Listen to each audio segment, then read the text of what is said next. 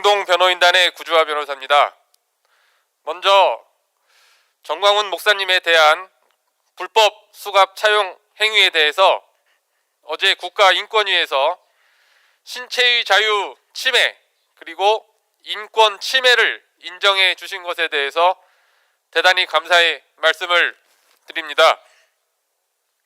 다만 인권 침해는 인정하면서도 인격권 침해는 인정할 수 없다는 부분에 대해서는 상당한 유감과 아쉬움이 있습니다.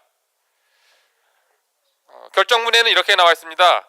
경찰이 수갑을 채웠지만 인격권 침해를 피하기 위해서 수갑에 수건을 둘러줬다라고 나와 있습니다. 즉 수건을 둘렀기 때문에 인격권 침해가 아니라는 논거인데 이는 인정할 수가 없습니다.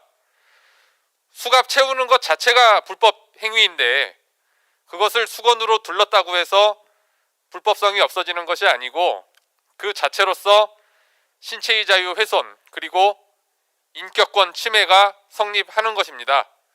그래서 그 점에 대해서는 아쉬운 점이 있지만 불법 행위와 인권 침해를 인정한 것에 대해서 깊은 감사의 말씀을 드립니다. 경찰은 이 불법 수갑 사용 행위에 대해서 이렇게 말합니다. 그것은 수사 관행이었다고 말하는데 전혀 그렇지 않습니다. 아까 고 변호사님께서 말씀하신 것처럼 조국, 정경심, 유재수 그리고 김경수에 대해서는 전혀 수갑을 채우지 않았습니다. 유재수 부시장은 주머니에 손을 넣고 영장심사를 받으러 왔습니다.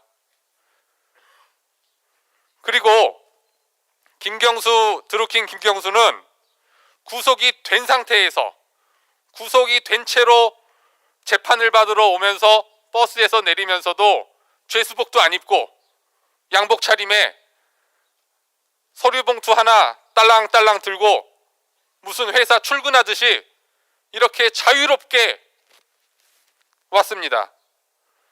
따라서 이런 수사 관행이라는 것은 전혀 사실과 다르고 무슨 호성 규칙, 그 규칙이 왜 전광훈 목사님에 대해서만 그렇게 철저하게 지켜지고 다른 사람들에 대해서는 저 좌파 인사들에 대해서는 왜 그것이 지켜지지 않는 것입니까?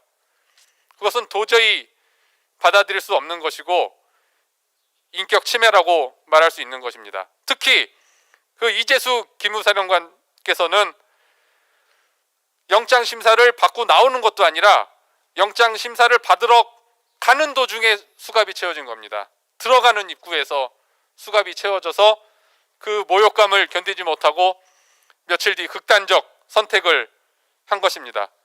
이런 걸 뻔히 알면서 이런 비극적인 사건이 있었음에도 불구하고 조 목사님에 대해서 똑같이 수갑을 채웠다라는 것은 마치 무슨 전 목사님에 대해서 그런 극단적 선택을 유도하는 것처럼 그렇게 보일 수도 있는 정말 극악무도한 것입니다.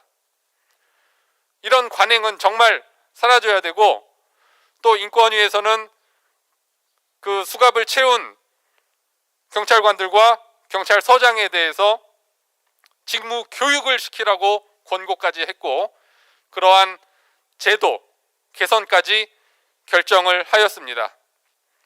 이런 점에 대해서 존중을 하고요.